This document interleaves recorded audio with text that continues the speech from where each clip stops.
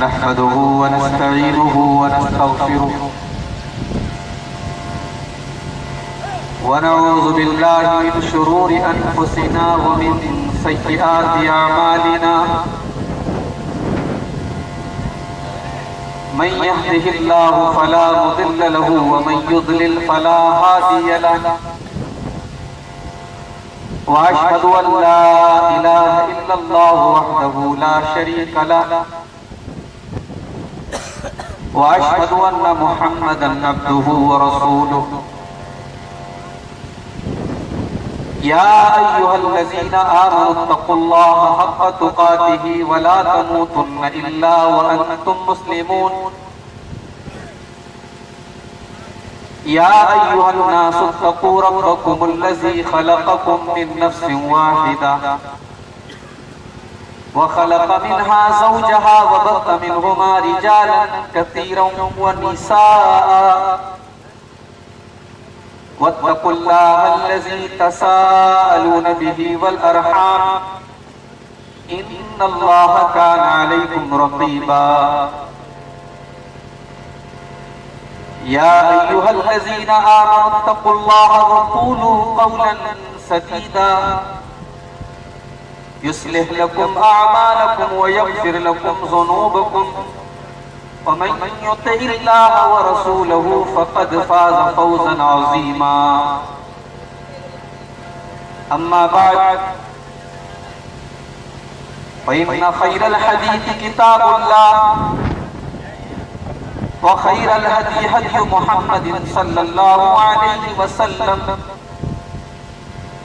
وشر الأمور محدثاتها وكل محدثة بدعة وكل بدعة ضلالة وكل ضلالة في النار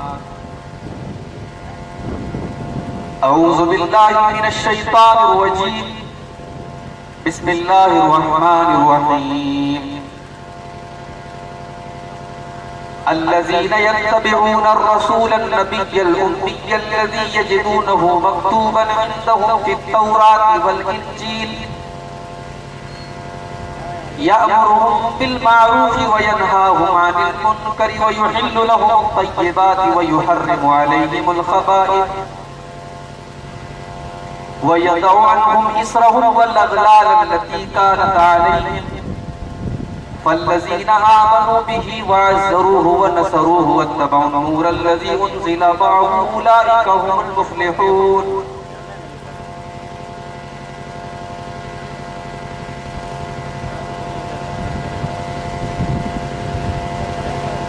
محترم علماء کرام، بزرگان قوم و ملت، نوجوان ساتھیوں، پردہ نشین ماں اور بہنوں، پیارے بچوں، ابھی ایک ہفتہ بھی پورا نہیں ہوا ہے رمضان کا مقدس مہینہ ہم اور آپ اس مہینے کی برکتوں سے مستفید ہوئے، اس سے فائدہ اٹھایا، اس میں نیکیاں کی، اور اس کے بعد اپنا سب سے بڑا تہوار عید الفطر ہم اور آپ منا رہے تھے۔ ابھی بھی تہوار کا رنگ باقی ہے، تہوار کی خوشیاں باقی ہیں، تہوار منایا ہے۔ ہم اللہ سے دعا کرتے ہیں رمضان کے اس مقدس مہینے میں ہم نے جو بھی ٹوٹی پھوٹی نیکیاں کی ہیں اللہ تعالیٰ ان کو قبول فرمائے، اور جو کمی اور کوتاہی ہم سے اور آپ سے ہوئی ہے اللہ تعالیٰ اس کمی اور کوتاہی کو بھی معاف فرما دے اور اپنے جنتی بندوں میں ہم سب کو شامل فرما دے۔ یہ بڑی عجیب بات ہے، ابھی عید الفطر کا تہوار گزرا ہے، اور جیسا کہ مجھے مولانا اشفاق سجاد سلفی صاحب نے بتایا کہ شادیوں کا بھی سیزن چل رہا ہے۔ ایسے ماحول اور ایسے سیزن میں میں مبارکباد دیتا ہوں اس گاؤں کے نوجوانوں کو کہ انہوں نے ایک دینی پروگرام منعقد کیا. قرآن و حدیث کی باتوں کو سننے کے لیے ہمیں اور آپ کو جمع ہونے کا موقع عنایت فرمایا. اللہ تعالیٰ ان نوجوانوں کی کوششوں کو قبول فرمائے اور ہمارا آج یہاں پہ جمع ہونا اللہ تعالیٰ اس کو بھی ہماری نیکیوں میں لکھ دے. اللہ اس کو قبول فرمائے. آمین. میرے بھائیوں، میں نے خطبہ مسنونہ کے بعد قرآن مجید کی ایک آیت، قرآن کریم کے 9ویں پارے کی ایک آیت پڑھی ہے، سورہ اعراف کی آیت نمبر 157 157 نمبر کی آیت. اس آیت کریمہ میں اللہ تعالیٰ نے اپنے نبی کی 9 کوالٹیز بیان کی ہیں، 9 خوبیاں بیان کی ہیں. اور پھر اللہ تعالیٰ نے ایمان والوں کو 4 کام بتایا ہے کہ 4 کام کر لو کامیاب ہو. تو آئیے پہلے یہ دیکھتے ہیں کہ ہمارے نبی کی کون سی 9 کوالٹیز اس آیت کریمہ کے اندر بیان ہیں.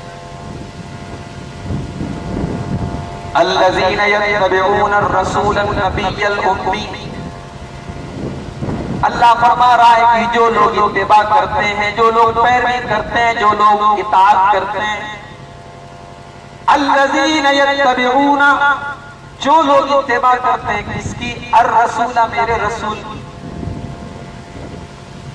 الرسول، میرے رسول کی جو لوگ پیروی کرتے ہیں. النبی، اور میرے نبی کی پیروی کرتے ہیں. یہاں اللہ تعالیٰ نے ہمارے نبی کو رسول بھی کہا اور نبی بھی کہا. جانتے ہیں رسول اور نبی میں ڈیفرنس کیا ہوتا ہے، فرق کیا ہوتا ہے؟ رسول بھی اللہ کے پیغمبر کو بولتے ہیں، نبی بھی اللہ کے پیغمبر کو بولتے ہیں، مگر دونوں میں ایک ڈیفرنس ہوتا ہے، ایک فرق ہوتا ہے. رسول اس کو کہتے ہیں جو الگ سے شریعت لے کر کے آتا ہے، اور نبی اس کو کہتے ہیں جو الگ سے شریعت لے کر کے نہیں آتا بلکہ پیچھے والے رسول کی ہی شریعت کو لے کر کے آتا ہے. ہمارے نبی بھی ہیں، رسول بھی. آپ کو اللہ نے نبوت بھی دی ہے اور رسول بھی بنایا ہے. آپ کو الگ سے شریعت دی گئی ہے، آپ کو الگ سے دین دیا گیا ہے. اور آپ کو تو وہ شریعت دی گئی کہ قیامت تک اب کوئی اور شریعت آنے والی ہے ہی نہیں، کوئی اور قانون آنے والا ہے ہی نہیں. یہاں تک کہ قیامت کے پہلے جب عیسیٰ علیہ السلام کی دنیا میں آئیں گے، دجال کا خاتمہ کریں گے، سور کو قتل کریں گے، سور کو ختم کریں گے اور صلیب کو توڑ دیں گے. عیسیٰ علیہ السلام بھی جب دنیا کے اندر دوبارہ بھیجے جائیں گے تو اللہ کے نبی فرماتے ہیں کہ وہ نبی بن کر کے نہیں آئیں گے، وہ میرے امتی کی حیثیت سے آئیں گے، میرے امتی بن کر کے آئیں گے. ہمارے نبی آخری نبی. آپ کے بعد میں دنیا میں کوئی نبی آنے والا ہے تو کوئی رسول آنے والا ہے. تو اللہ تعالیٰ فرما رہا ہے الذین یتبعون الرسول النبی الامی. اور لوگوں، میرے نبی کی پہلی کوالٹی یہ کہ میرا نبی رسول ہے. وہ نئی شریعت لے کر کے آیا ہے، نیا دین لے کر کے آیا ہے. وہ پیچھے کے کسی نبی کی شریعت کا فالوور نہیں ہے، وہ ایک نئی شریعت لے کر کے آیا ہے، نیا دین لے کر کے آیا ہے. اور میرے نبی کی دوسری کوالٹی یہ کہ وہ میرا نبی ہے. اور تیسری کوالٹی فرمایا الامی، میرا نبی امی ہے. امی کا مطلب ان پڑھ، تو پڑھا لکھا، جس نے کتابیں نہ پڑھی، جو لکھنا پڑھنا نہ جانا. ہمارے نبی امی ہیں، ان پڑھ. ہمارے نبی نے مدرسے میں تعلیم حاصل نہیں، کسی ٹیچر سے تعلیم حاصل نہیں، کسی استاد سے تعلیم حاصل نہیں. اچھا، دنیا میں کوئی آدمی اگر ان پڑھ ہو تو یہ عیب مانا جاتا ہے کہ وہ ان پڑھ. مگر ہمارے نبی کا ان پڑھ ہونا یہ عیب نہیں، یہ ہمارے نبی کی خوبی ہے، ہمارے نبی کی وشیشتا ہے. اللہ فرماتا ہے سورہ عنکبوت کے اندر وَمَا كُنْتَ تَتْلُو مِن قَبْلِهِ مِن كِتَابٍ وَلَا تَخُطُّهُ بِيَمِينِكَ إِذًا لَّارْتَابَ الْمُبْطِلُونَ. اے میرے نبی، آپ کو لکھنا نہیں آتا، آپ کو پڑھنا نہیں آتا، اگر آپ لکھنا جانتے پڑھنا جانتے تو یہ یہودی آپ کے اوپر الزام لگا دیتے، عیسائی آپ کے اوپر الزام لگا دیتے کہ آپ نے ان کی کتابوں کو پڑھ کر کے قرآن کو بنا لیا ہے، قرآن کو تیار کر لیا ہے۔ اے میرے نبی، جب قرآن آپ پڑھ کر کے سناتے ہیں تو دنیا حیران ہو جاتی ہے کہ جس بندے نے کسی استاد سے تعلیم حاصل نہیں کی، جو لکھنا نہیں جانتا، جو پڑھنا نہیں جانتا، وہ اتنی بڑی باتیں کیسے بیان کر رہا ہے۔ یہ دلیل ہے اس بات کی کہ قرآن اللہ کا کلام ہے۔ تو میرا نبی امی ہے، انپڑھ ہے۔ یہ تیسری کوالٹی۔ چوتھی کوالٹی، الذی یجدونہ مکتوبا عندہم فی التوراۃ والانجیل۔ میرے نبی کی چوتھی کوالٹی یہ ہے کہ اس نبی کا تذکرہ تمہیں تورات کے اندر بھی ملے گا، تمہیں انجیل کے اندر بھی ملے گا، تمہیں پچھلی کتابوں کے اندر بھی میرے نبی کی باتیں ملیں گی۔ تم تورات اٹھاؤ گے میرے نبی کا نام تمہیں ملے گا، تم انجیل اٹھاؤ گے میرے نبی کا نام تمہیں ملے گا۔ قرآن مجید نے تو تورات اور انجیل ہی کہا ہے۔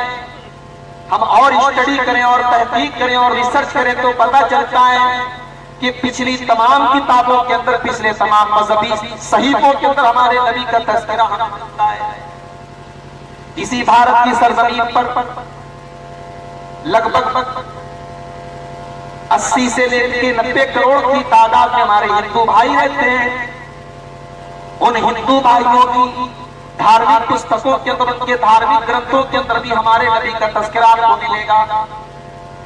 ان کے ویدوں کے اندر ہمارے نبی کا تذکرہ موجود ہے، ان کے پرانوں کے اندر ہمارے نبی کا تذکرہ موجود ہے، ان کی گیتا کے اندر نماز کا طریقہ بتایا گیا ہے۔ یہاں تک بھی بتایا گیا کہ ہمارے نبی کا نام کیا ہے۔ یہاں تک بتایا گیا ہمارے نبی کی شہر میں پیدا ہوا، آپ کے باپ کا نام کیا ہوگا، آپ کی ماں کا نام کیا ہوگا، آپ کے دادا کا نام کیا ہوگا، آپ کا قبیلہ کیسا ہوگا، آپ جس علاقے سے پیدا ہوں گے وہ علاقہ کیسا ہوگا، آپ کے صحابہ کتنے ہوں گے، ایک ایک ڈیٹیل، ایک ایک تفصیل میرے پیارے بھائیوں آپ کو ہندو مذہب کی کتابوں میں۔ تو اللہ فرما رہا ہے میرے نبی کی چوتھی کوالٹی یہ ہے کہ اس نبی کا تذکرہ تمہیں پچھلی کتابوں کے اندر بھی ملے گا۔ اور پانچویں کوالٹی، یامرہم بالمعروف، میرا نبی تم کو نیکیوں کا حکم دیتا ہے، اچھی باتیں بتاتا ہے۔ میرا نبی کوئی خراب بات، کوئی گندی بات، کوئی غلط بات تم کو نہیں بتائے گا۔ وہ جو بھی حکم دے گا، جو بھی آدیش دے گا، جو بھی کام کرنے کی تعلیم دے گا، وہ اچھی باتوں کی تعلیم دے گا۔ اس کی تعلیم کے اندر کوئی کمی نہیں ہوگی، کوئی خرابی نہیں ہوگی۔ میرے نبی کوئی غلط بات کرنے کا حکم نہیں دے سکتے۔ یامرہم بالمعروف، میرا نبی تمہیں نیکیوں کا حکم۔ اور چھٹی کوالٹی، وَيَنْهَاهُمْ عَنِ الْمُنْكَرِ، اور میرا نبی تم کو تمام بری چیزوں سے روکے گا۔ ہم تمہیں جو نبی دے رہے ہیں وہ نبی تمہیں تمام دنیا کی گندی چیزوں سے، غلط چیزوں سے، خراب چیزوں سے منع کرے گا۔ شراب سے تمہیں منع کرے گا، زنا سے تمہیں منع کرے گا، حرام کمائی سے تمہیں منع کرے گا، عورتوں پر اتیاچار کرنے سے تمہیں منع کرے گا، لڑکیوں پر ظلم کرنے سے تمہیں منع کرے گا، گندے کام کرنے سے تمہیں منع کرے گا، زبان کا غلط استعمال کرنے سے تمہیں منع کرے گا۔ وَيَنْهَاهُمْ عَنِ الْمُنْكَرِ، اور میرے نبی کی ایک کوالٹی یہ بھی ہے کہ وہ تم کو بری چیزوں سے، غلط چیزوں سے، گندی چیزوں سے منع کرے گا۔ اور ساتویں کوالٹی، وَيُحِلُّ لَهُمُ الطَّيِّبَاتِ، میرا نبی تمہارے لیے پاک چیزوں کو حلال کرے گا۔ میرا نبی جتنی چیزوں کو حلال کرے گا وہ ساری کی ساری چیزیں پاک ہوگی۔ وہ کسی ناپاک چیز کو، کسی ناپاک جانور کو، کسی ناپاک چیز کو حلال نہیں کرے گا۔ ہماری شریعت کے اندر کوئی ناپاک چیز، کوئی گندی چیز حلال نہیں۔ جتنی حلال چیزیں ہیں سب پاکیزہ ہیں، صاف ستھری ہیں۔ آپ دیکھیں کتا حرام ہے ہمارے، سور حرام، سور کا نام آتے ہی ذہن میں ایک نفرت سے پیدا ہوتا ہے۔ کتا کا تذکرہ ہوتے ہی گندگی کا خیال آتا ہے۔ میرا نبی تمہارے لیے پاک چیزوں کو حلال کرتا ہے۔ ہم جتنے جانوروں کا گوشت کھاتے ہیں وہ سارے کے سارے جانور پاک ہیں، ان کا نام سنتے ہی ذہن میں پاکی کا خیال آتا ہے، اور جتنی چیزیں ہمارے لیے حرام ہیں وہ ناپاک ہیں۔ آٹھویں کوالٹی، وَيُحَرِّمُ عَلَيْهِمُ الْخَبَائِثَ، اور میرا نبی تمہارے لیے ناپاک چیزوں کو حرام کرتا ہے، جتنی ناپاک چیزیں ہیں وہ تمہارے لیے حرام کر دی گئی ہیں، جتنے گندے کام ہیں، جتنے ناپاک کام ہیں تمہارے لیے حرام کر دیے گئے۔ اور نبی کوالٹی وَيَسَوْ عَنْهُمْ إِسْرَهُمْ وَالْأَغْلَالَ الَّتِي كَانَتْ عَلَيْهِمْ، اور میرا نبی تمہارے اوپر جو رسم و رواج کی زنجیریں، رسم و رواج کی بیڑیاں ہیں، میرا نبی تم کو ان بیڑیوں سے آزاد کرتا ہے۔ میرا نبی تم کو رسم و رواج کی بیڑیوں سے آزاد کرنے کے لیے دنیا میں آیا ہے۔ میرا نبی تم کو گندگیوں سے، بوجھوں سے آزاد کرنے کے لیے آیا ہے۔ میرے نبی کے دین میں کوئی غلط کام نہیں، کوئی غلط بوجھ نہیں۔ ذرا 1400 سال پہلے کا اتہاس پڑھ کے دیکھو میرے پیارے بھائیوں، عرب کی دھرتی، اور شوہر مر جاتا تھا اور 1 سال تک ایک کوٹری میں بند کر دیا کرتے تھے۔ 1 سال تک وہ عورت اسی کوٹری میں رہا کرتی تھی۔ اس کو پیشاب بھی وہی کرنا ہے، پاخانہ بھی وہی کرنا ہے، کھانا بھی وہی کھانا ہے۔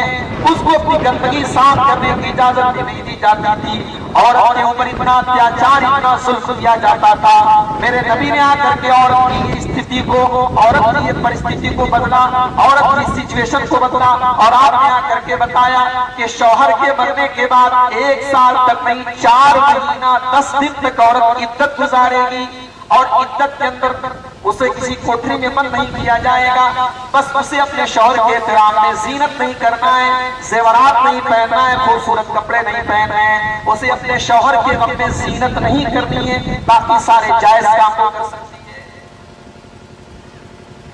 عرب کی اسی دھرتی کے اوپر بہت سارے قبیلے ایسے تھے جہاں بیٹیاں پیدا ہوتی تھی، بیٹیوں کو پیدا ہونے کے بعد زندہ زمین میں دفن کر دیا جاتا تھا، گاڑ دیا جاتا تھا۔ بیٹی کا پیدا ہونا بیٹی کے باپ کے لیے کلنک ہوتا تھا۔ قرآن کریم نقشہ کھینچتا ہے وَإِذَا بُشِّرَ أَحَدُهُم بِالْأُنثَىٰ ظَلَّ وَجْهُهُ مُسْوَدًّا وَهُوَ كَظِيمٌ۔ جب ان کے گھر میں لڑکی پیدا ہوا کرتی تھی، لڑکی کے باپ کا چہرہ کالا ہو جاتا تھا۔ يَتَوَارَىٰ مِنَ الْقَوْمِ مِنْ سُوءِ مَا بُشِّرَ بِهِ، لڑکی کا باپ اپنی قوم کو اپنا چہرہ نہیں دکھاتا تھا، اپنے محلے والوں کو، اپنے سماج کے لوگوں کو اپنا چہرہ نہیں دکھاتا تھا۔ أَيُمْسِكُهُ عَلَىٰ هُونٍ أَمْ يَدُسُّهُ فِي التُّرَابِ، کہ کیا کرے؟ اگر اسے لڑکی کی پرورش کرتا ہے تو سماج میں اپمان سہنا پڑے گا، سماج میں بے عزتی سہنی پڑے گی۔ اور دوسرا طریقہ یہ ہے کہ اپنی لڑکی کو اپنے ہاتھوں سے جا کر کے زمین میں دفن کر دے، زمین میں گاڑ دے۔ ایک باپ اپنے ہی ہاتھوں کو اپنی بیٹی کو لے جا کر کے زمین میں گاڑ دیتا۔ محمد رسول اللہ صلی اللہ علیہ وسلم نے آ کر کے ان گندی رسموں کو ختم کیا۔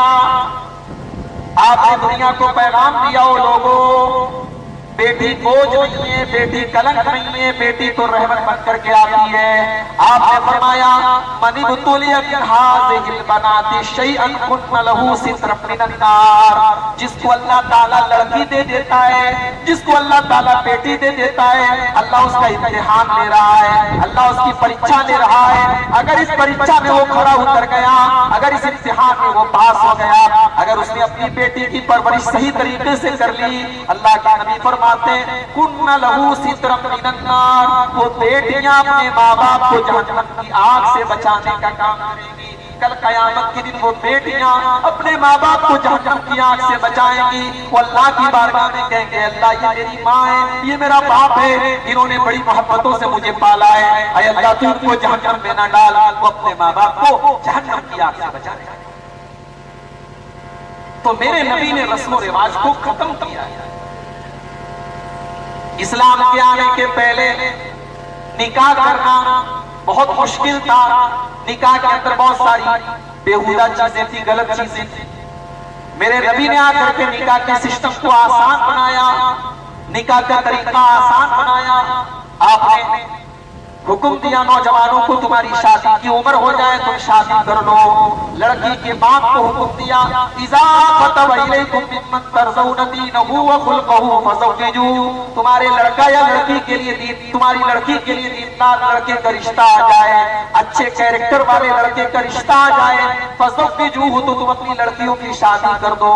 تم لڑکے کے پیسے کے اوپر نہ جاؤ, لڑکے کی پراپرٹی کے اوپر نہ جاؤ, دینداری کو دیکھ کر کے اخلاق کو دیکھ کر کے تم اپنی لڑکی کی شادی کر لو. الا تفعلوا, اگر تم ایسا نہیں کرو گے تکن فتنۃ فی الارض وفساد عریض, تو زمین کے اندر فساد پھیل جائے گا, فتنہ پھیل جائے گا, زمین کے اندر زناکاری پھیل جائے گی, بدکاری پھیل جائے گی. اگر تم نے نکاح کو مشکل کر دیا تو زناکاری آسان ہو جائے گی. میرے پیارے ساتھیوں, آج ذرا اپنے گاؤں کے حالات دیکھ لو, اپنے علاقے کے حالات دیکھ لو. آج یہ پورا علاقہ الحمدللہ اہل حدیث کا علاقہ ہے, آمین والوں کا علاقہ ہے, رفع دین والوں کا علاقہ ہے, سینے پر ہاتھ مارنے والوں کا علاقہ ہے. لیکن آج افسوس کی بات ہے, شرم کی بات ہے, چلو پر پانی میں ڈوب مرنے کی بات ہے کہ آج ان علاقوں کے اندر بھی جہیز کی لمبی چوڑی ڈیمانڈیں ہو رہی ہیں, جہیز کی لمبی چوڑی مانگ ہو رہی ہے, اور بغیر جہیز کے شاید 100 میں 1-2 نکاح ہوتے ہوں, بغیر نکاح کے مولویوں تک کے بغیر جہیز کے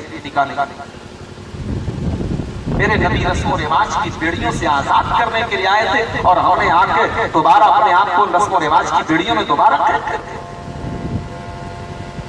اللہ فرماتا ہے لوگوں ہم نے تمہیں وہ نبی دیا ہے وَيَزَوَّ مِصْرَهُمْ وَالْأَغْلَالَ الَّتِي كَانَتْ عَلَيْهِمْ. میرا نبی تم کو رسم و رواج کی بیڑیوں سے آزاد کرنے کے لیے آیا ہے. اب تم 4 کام کر لو تم کامیاب ہو جاؤ گے.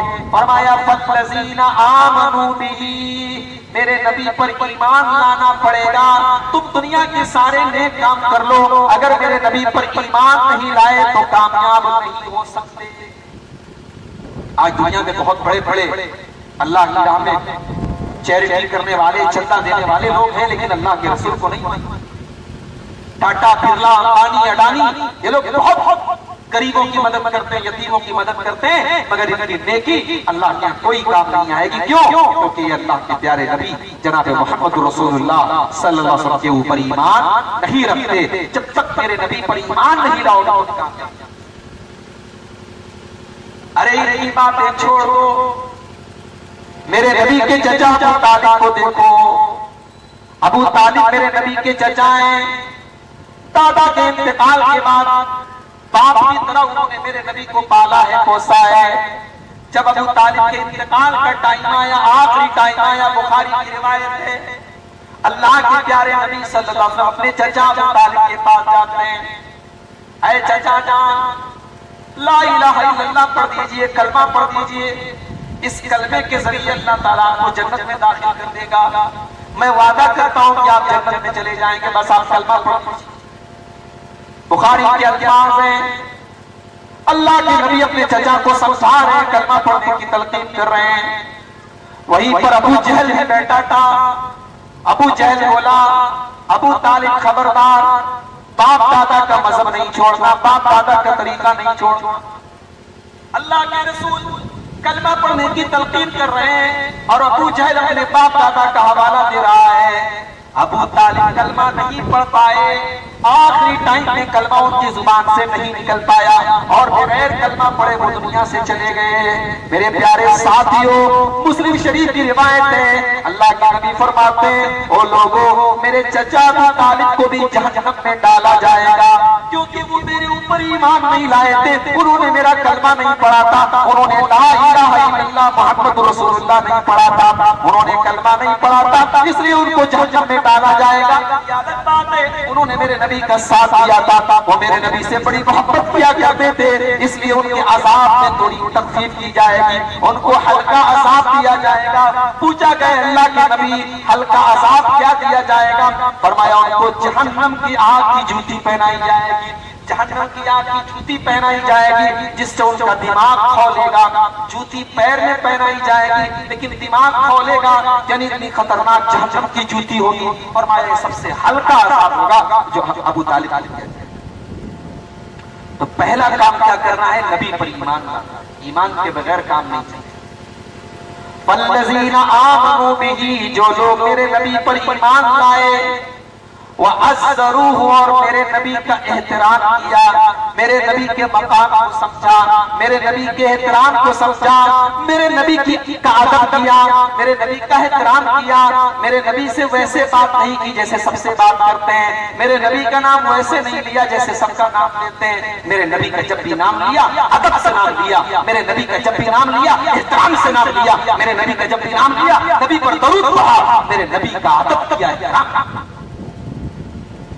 آج ہمارے بہت سارے بھائی ہمارے بارے میں یہ کہتے ہیں یہ لوگ نبی کو نہیں مانتے، وہ لوگوں نبی کو ماننے کا دعویٰ تو تمہیں بھی اور ہمیں بھی ہے، اب ہم دل چیر کر تو نہیں دکھا سکتے کہ ہمیں اپنے نبی سے کتنا پیار ہے، مگر ہاں کان کھول کر کے سن لو ہمارا عقیدہ کیا ہے، ہمارا ایمان کیا ہے۔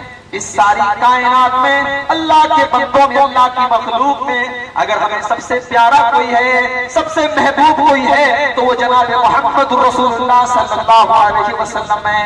ہمارا یہ عقیدہ ہے، ہمارا یہ ایمان ہے، اور ہم یہ مانتے ہیں کہ اللہ کی مخلوق میں سب سے اونچا مقام اگر کسی کا ہے تو وہ جناب محمد رسول اللہ صلی اللہ علیہ وسلم کا ہے۔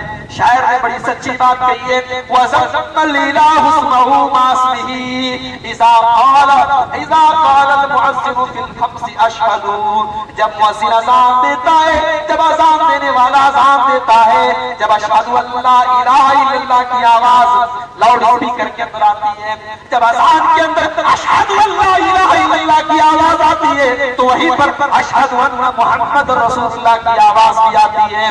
اللہ نے اپنے نام کو اپنے نبی کے نام کے ساتھ ملا دیا ہے، جب بھی دنیا میں کہیں بھی اذان ہوتی ہے اشہد ان لا الہ الا اللہ کے ساتھ ساتھ اشہد ان محمد رسول اللہ کی آواز بھی آتی ہے۔ وَرَفَعْنَا لَكَ ذِكْرَكَ، اللہ نے میرے نبی کو وہ مقام دیا ہے تو اس کائنات میں کسی کو نہیں دیا ہے میرے پیارے ساتھ۔ وَعَزَّرُوهُ، دوسرا کام یہ کرنا ہے کہ اس نبی کا احترام کرنا ہے، اس نبی کا ادب کرنا ہے، اس نبی کی تعظیم کرنی ہے۔ پہلا کام کیا کرنا ہے؟ نبی پر ایمان لانا، دوسرا کام نبی کا احترام، اور تیسرا کام وَنَصَرُوهُ، نبی کی مدد کرنا ہے۔ نبی کی مدد کیسے کریں گے؟ نبی کی مدد کا مطلب یہ اس دیش کے 80 کروڑ ہندو بھائی ہمارے نبی کو نہیں جانتے، اس دیش کے 90 کروڑ ہندو بھائی ہمارے نبی کی سیرت سے نا واقف ہیں۔ انٹرنیٹ پر چلے جاؤ، آج میرے نبی کو لوگ گالی دے رہے ہیں، نعوذ باللہ۔ ابھی ایک عورت کا ویڈیو آیا تھا، شاید آپ نے دیکھا ہوگا، وہ ہمارے نبی کے بارے میں الٹا سیدھا بول رہی تھی۔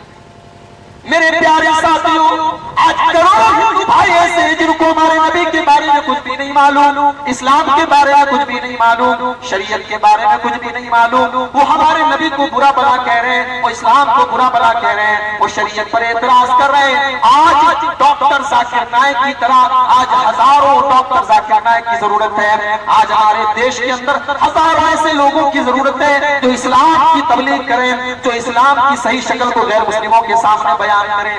آج ہمیں اور آپ کو بھی یہ چاہیے کہ اپنے غیر مسلم بھائیوں تک ہم اسلام کے پیغام کو پہنچائیں۔